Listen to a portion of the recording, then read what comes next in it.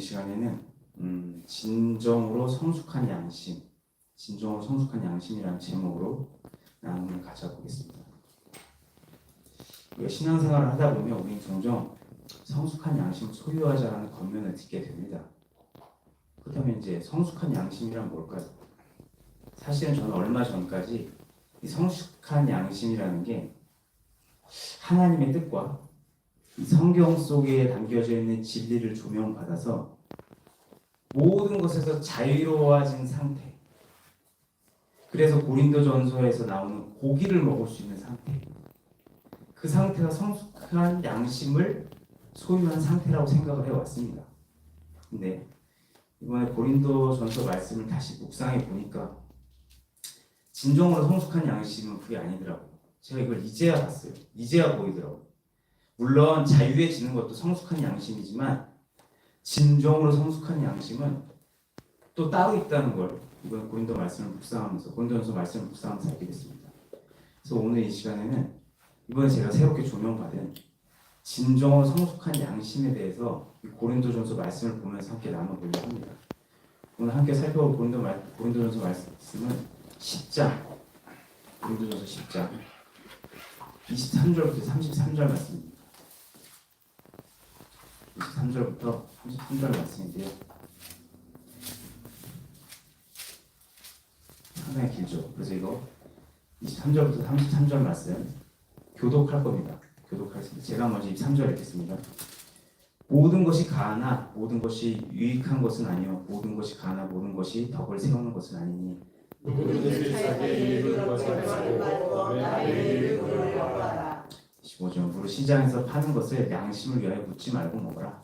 이를 따르고 거기 충만한 것이 죄의 것이니라. 7절 불신자 중 누가 너희를 청할 때에 너희가 가고자 하거든 너희 앞에 차려놓은 것은 무엇이든지 양심을 위하여 묻지 말고 먹어라.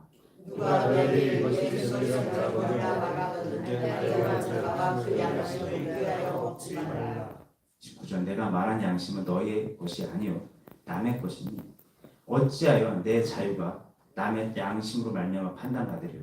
만일 내가 다른 사람으로 참여하면 어찌하여 내가 다른 사람으로 대하여 비방을 받으리고. 31절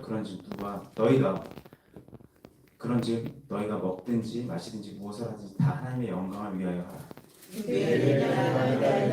하나님의 위하여 거치는 자가 되지 말고. 33절 함께 읽겠습니다. 시작. 나와 같이 모든 일을 내 모든 사람을 기쁘게 하여 자신의 유익을 구하지 아니하고 많은 사람의 유익을 구하여 그들로 구원을 얻게 하라. 아멘. 혹시 이 말씀을 읽어보시니까 진정으로 성숙한 양심이 뭔지 제가 뭘 말씀드리는지 좀 다르시나요? 제가 지금부터 천천히 이 말씀을 보면서 나눠보도록 하겠습니다. 오늘 본문의 시작을 여는 23절로 말씀하고 있죠. 그리스도 안에서 온전한 자유를 알게 된 우리는 모든 것이 가능하다. 이제 모든 게 가해. 하지만 모든 것이 가할지라도 다 유익은 아니다. 모든 것이 가능할지라도 모든 것이 다 덕을 세우는 건 아니더라. 왜? 나에게 유익이 될지 몰라도 누군가에게 유익이 되지 않을 수 있기 때문이야. 그래서 나에게 가능한 그것이, 나에게 유익한 그것이 어느 때는 전체적으로 봤을 때 덕스럽지 못할 수도 있다는 얘기지. 그러니까 24절 누구든지 자기를 위하여 유익을 구하지 말고 남의 유익을 구하라. 그러면 모두가 다 덕스럽게 행할 수 있을 거야. 이 말씀하고 있는 거예요. 그렇다면 남의 유익을 구한다는 게 도대체 뭘까요? 그래서 얘기를 하죠. 남의 유익을 구하는 건 이런 거야. 25절부터 특정한 상황과 함께 나옵니다. 설명을 해주는 거예요. 이게 바로 남의 유익을 구하는 거다. 25절에 무릇 시장에서 파는 것을 양심을 위하여 묻지 말고 먹으라. 이게 뜬금없이 25절에 나와요. 24절에 남의 유익을 구하라고 해놓고 뜬금없이 25절에 무릇 시장에서 파는 걸 양심을 위하여 묻지 말고 먹어라. 이게 갑자기 밑도 끝도 없이 무슨 소리일까요? 시장에서 파는 음식 먹지 말라는 것과 남의 유익을 구하는 것과 무슨 상관이 있을까요? 이게요, 그냥 보면 좀 이해가 어렵고 25절 말씀은 당시 고린도 교회가 놓인 상황을 좀 알면 이해할 수 있는 표현입니다. 당시 고린도 교회가 이방 신전이 되게 많았거든요. 그래서 이방 신전이 계속 거의 이제 막 제사를 모두 지내잖아요. 막 제사를 지내는데 이게 너무 많이 제사를 지내니까 그걸 자기네들이 다 먹자고 파는 거예요, 시장에. 제사를 지내고 그걸 그대로 팝니다. 그래서 시장에 우상에게 바쳐졌던 고기들이 쫙 풀려 있는 거예요. 그래서 어떻게 보면 그 당시에 고기들이 시장에 판 대부분의 고기들이 우상에게 바쳐졌던 음식이라고 생각할 수 있겠죠. 그러다 보니까 나는 우상에게 바쳐진 음식 절대 먹지 않겠다고 다짐했던 신앙인들은 고기를 살 수가 없어. 이 고기가 우상에게 바쳐진 음식일 수도 있으니까. 그래서 고기를 먹을 수가 없는 거예요. 그런데요, 사실은 이 세상의 모든 것들은 다 하나님의 것이거든요. 우상에게 바쳤던 뭐든 간에 어쨌든 본질적으로 보면 다 하나님의 것이거든요. 걔네들은 껍질을 갖고 얘기하는 거지 본질은 결국 하나님의 것이거든요. 그렇기 때문에 그 고기 역시 하나님께 속한 것이 됩니다. 하나님께 속했어요. 우상에게 속한 것이 아니라 하나님 거예요. 그래서 내 신앙이 바르게 하나님께만 향해 있다면 이게 사실 아무렇지도 않았던 거죠. 본질을 알고 어디에 소속된 거를 바로 인식하고 그냥 아무렇지도 않게 있으면 사실 아무것도 아니었다는 거예요. 이게 뭐 의미가 있어? 그래서 베드로 사도가 비몽사몽 중에 환상을 보잖아요. 비몽사몽 환상을 보면서 그 음식 막 내려오는 거. 그 베드로 사도가 얘기하죠. 나는 속된 거 절대 먹지 않습니다. 맞는 말이지. 근데 주님께서 이렇게 말씀하시죠. 사도행전 10장 15절에 두 번째 소리가 있을 때 하나님께서 깨끗하게 하신 것을 내가 속되다 하지 말라. 그러니까 결국 모든 것이 하나님께 속했고, 그러니까 하나님이 주도권을 갖고 계신 거예요. 하나님께 속했고 하나님께서 인정하시면 그게 깨끗한 거거든요. 그 사실을 인정하고 감사함으로 먹으면 어떤 고기도 다 깨끗한 거예요. 상관이 없는 거지. 하나님께서 결정하시는 건데 주도권이 하나님께 있는데 얘네들한테 벌벌벌 기고 있는 거지. 그럴 필요 없다는 거예요. 그래서 바울 사도 권면을 하죠. 그 고기가 우상에게 바쳤든 안 바쳤든 모두 하나님께 속한 것이다. 그냥 먹어. 괜찮아. 먹어라. 그런데 그렇게 알고 먹으면 우상에게 바쳤다는 걸 뻔히 알고 먹으면 양심이 불편하잖아요. 계속 내 양심이 불편하잖아. 양심이 불편하면 또 이게 죄로 하나님 앞에 보일 수 있거든요. 양심이 불편하니까 그냥 묻지 말고 먹으라는 거예요.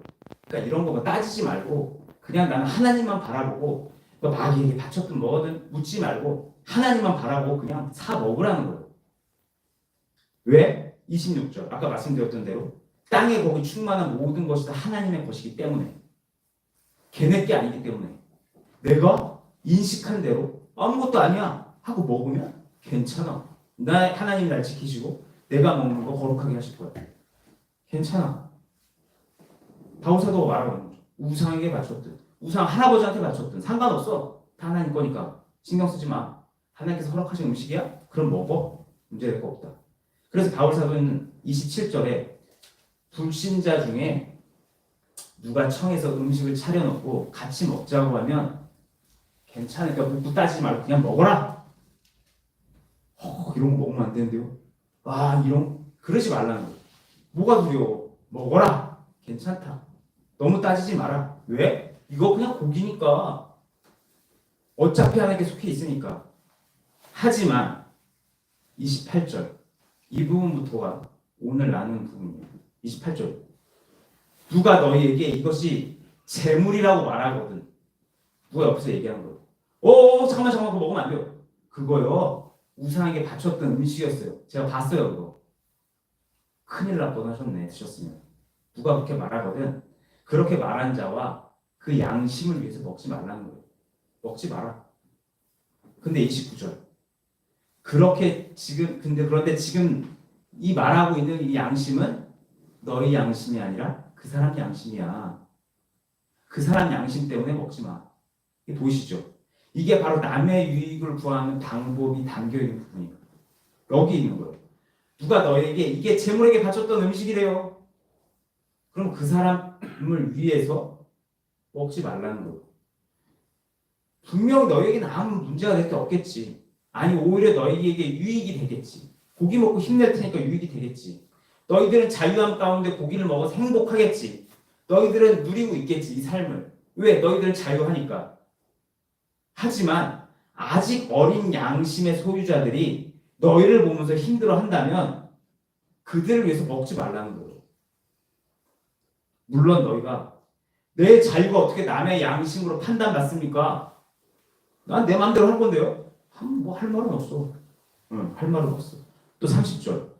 아니 내가 우상이고 뭐고 생각하지 않고 하나님께 감사함으로 먹겠다는데 그걸 왜 비난합니까? 자기들이 뭘 한다고.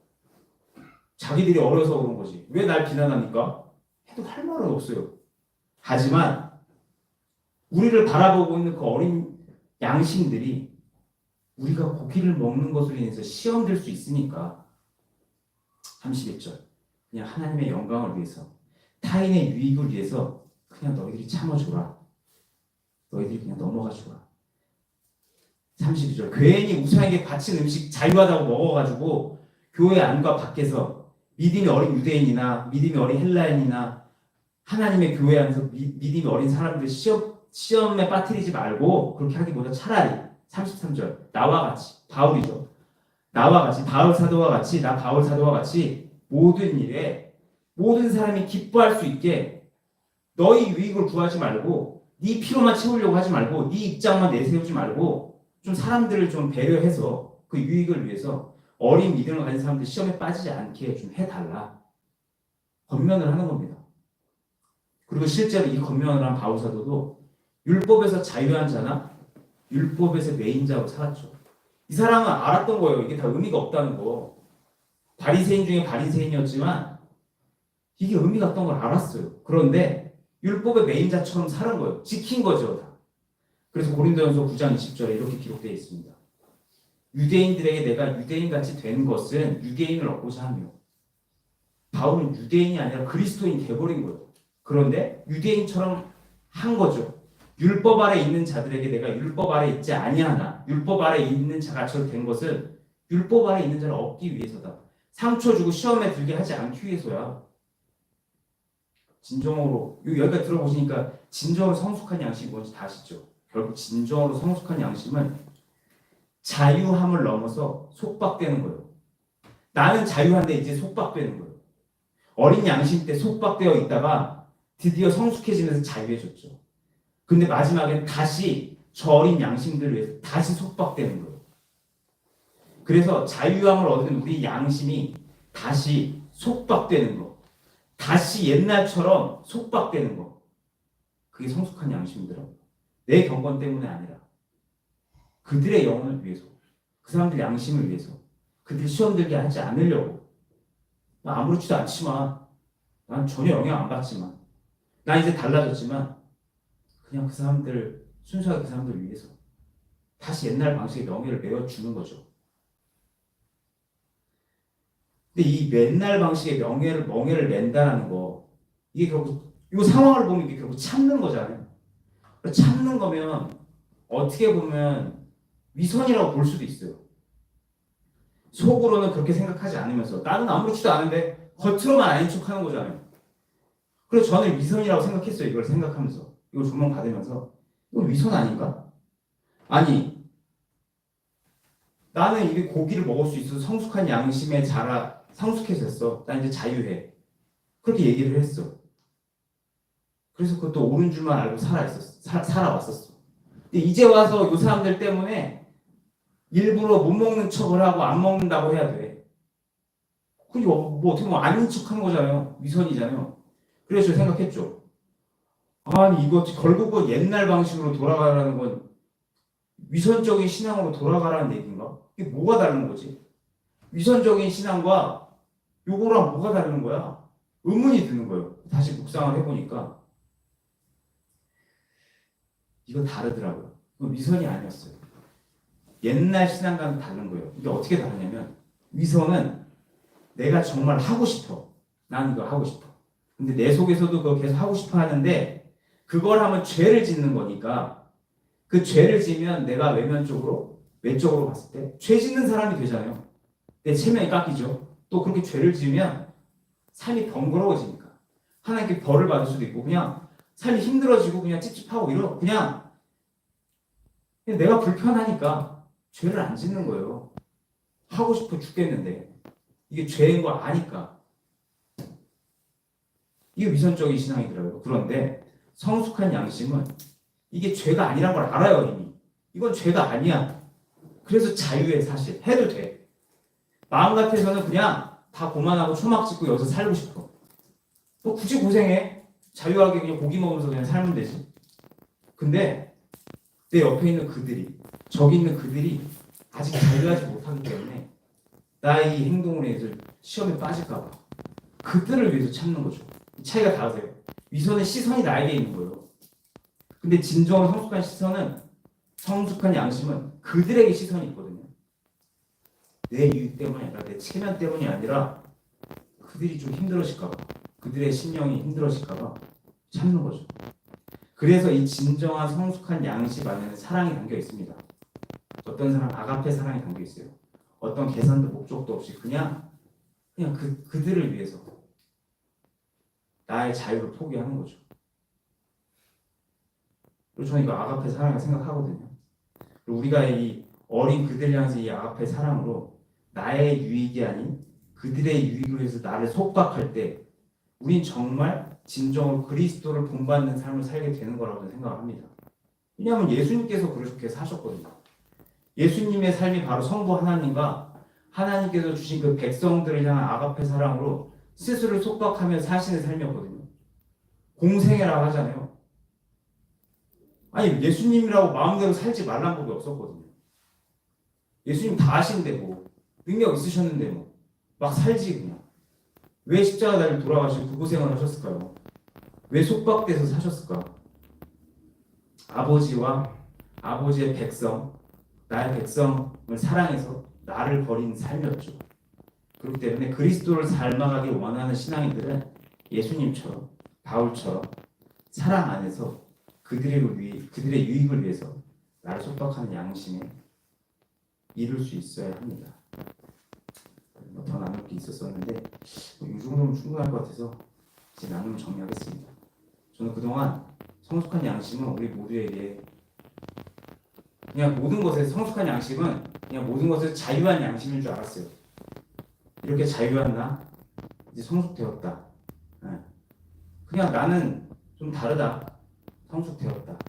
아직도 저러고 있네. 그렇게 살고 있었어요. 그래서 그냥 성숙된 양심으로 초막짓고 살고 싶기도 했었어요. 아직도 뭐 그런 마음이 좀 남아있긴 해요. 하지만 진정으로 성숙한 양심은 그 자유를 넘어서 나의 유익이 아니라 어린 양심을 소유한 그 누군가를 위해서 나를 속박하는 예수 그리스도 같은 양심이었더라고요. 그렇기 때문에 그리스도의 발자취를 따라가는 우리 신앙인들은 결국 자유를 넘어서 속박에 이룰 수 있어야 됩니다. 저는 우리 모두가 타인의 유익을 내 유익보다 먼저 구하는 진정으로 성숙한 양심을 가진 그리스도를 닮은 신앙인이 될 수 있기를 소망하겠습니다. 오늘 나는 여기서 마치겠습니다. 또 하겠습니다. 감동 주셔서 감동 주신 내용 나눴습니다.